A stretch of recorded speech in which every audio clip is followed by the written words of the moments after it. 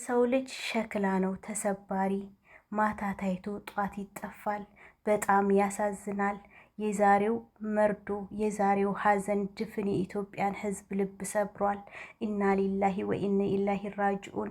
የአርቲስቱ ድንገተኛ ሞት በሁላችንም ልብ ውስጥ ያለው ድፍን የኢትዮጵያ ሕዝብ የሚወደው አርቲስቱ በድንገት ህይወቱ አልፏል። ትናንት ማታ ታይቶ ዛሬ ሞቱን ስንሰማ ለድፍን ኢትዮጵያኖች መቀበል ነው ያቃተን። ኢና ሊላሂ ወኢነ ኢለይሂ ራጅኡን። የሀዘን ዜና ተወዳጁ የኪነ ጥበብ ባለሙያ ነፃነት ወርቅነህ ከዚህ ዓለም በሞት ተለየ። በኢትዮጵያ የጥበብ ዓለም ውስጥ ስመጥርና በሁላችንም ዘንድ እጅግ ተወዳጅ የነበረው ባለሙያ ነፃነት ወርቅነህ ወይም ነፂ ባደረበት ድንገተኛ ህመም ከዚህ ዓለም መለየቱን በሀዘን ሰምተናል። ነፂ ወይም ነፃነት ወርቅነህ በተለይም በኢቢኤስ ቴሌቪዥን ለበርካታ ዓመታት የሚተላለፈውን ብዙ ቤተሰቦች ዘንድ በሚወደደው የቤተሰብ ጨዋታ ፕሮግራም አዘጋጅና አቅራቢነቱ ይታወቃል።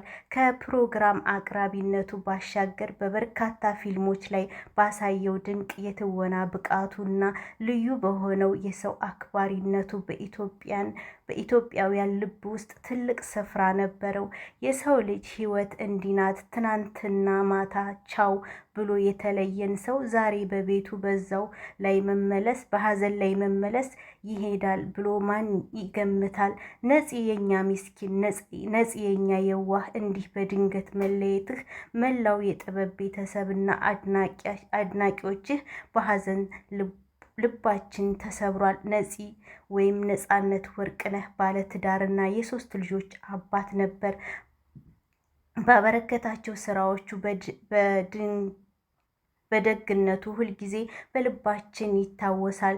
ለባለቤቱ፣ ለወላጆቹ፣ ለወዳጅ ዘመዶቹ፣ ለመላው የኢትዮጵያ ሕዝብ መጽናናትን እንመኛለን። በጣም ነው የሚያሳዝነው።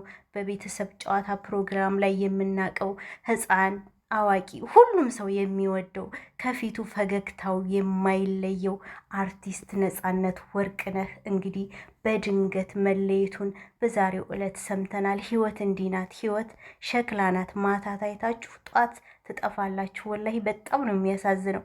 ከሳምንታት ደስታ እስከ ድንገተኛ ስብራት ወይም እስከ ድንገተኛ ሞት የሰው ልጅ ህይወት ቀጠሯዋን ምን ያህል ረቂቅ ነው።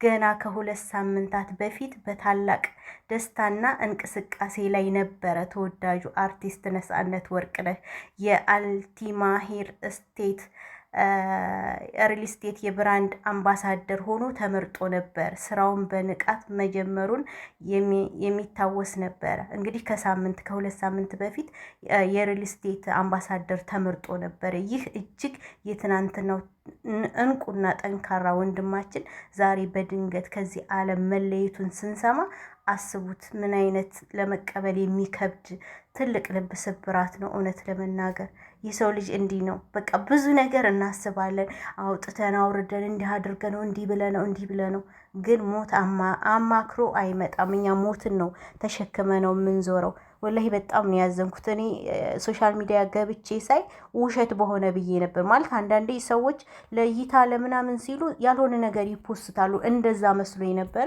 ግን አሁን በትልልቅ ሚዲያዎችም ተዘግቧል።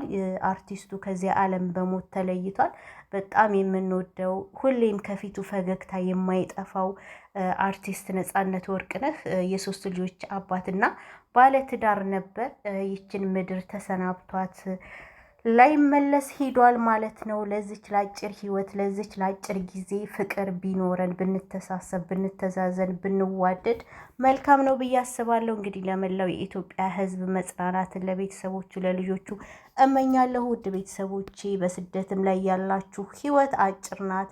እውነት ዛሬ ነገ ሳንል ከቤተሰቦቻችን ጋር አላህ ለሚሰጠኝ ጊዜ እንኳን የሆነ ከቤተሰቦቻችን ጋር በፍቅር የተወሰነ ብንኖር ብዬ እመኛለሁ። የሰው ልጅ በተለይ ከሞቱ አሟሟቱ በናፍቆት በስደት ላይ ያለን እህቶች ከቤተሰቦቻችን ጋር መገናኘት አለብን። ህይወት አጭር ናት። ዛሬ እንሙት ነገ እንሙት አናቅም። እውነት ስደት ላይ ሞት ከሞቱ አሟሟቱ አንድ ሞት ሳይሆን 2-3 ሞት ነው እና በተለይ ስደት ላይ ያለን ሀገራችን ለመግባት ብናስብ ጥሩ ነው። እውነት ህይወት እንደው እንዲህ አለፋችሁም ደከማችሁም ዞሮ ዞሮ ከሞት የሚቀር የለም እና በጣም ከባድ ነው። ድንገት የሞት ዜና መስማት ደግሞ ይበልጥ በጣም ያሳዝናል። እንግዲህ ተወዳጁ አርቲስት ህይወቱ ማለፉ ተዘግቧል ማለት ነው። ለመላ ኢትዮጵያ ህዝብና ለቤተሰቦቹ መጽናናትን እንመኛለን። ሁላችንም ጊዜያችንን፣ ሰዓታችንን፣ ተራችንን እየጠበቅን እንሄዳለን። ዱንያ ዘወትር የምንኖርባት የዘወትር መኖሪያችን አይደለችም እና እህቶቼ ሞታችንንም በሀገራችን ላይ ያድርግልን። እውነት በጣም ነው የፈራሁት። አሁን ላይ እኔ በጣም ነው እየፈራሁ ያለሁት። ድንገት እንደዚህ ቅጥፍ ትናንት ታይቶ ዛሬ እንደዚህ የሚመጣበት አጋጣሚ ይኖራል እና እንደዛ ነው የምላችሁ። እንግዲህ ለቤተሰቦቹ ለልጆቹ መጽናናትን ይስጣቸው። ደህና ሆኑ።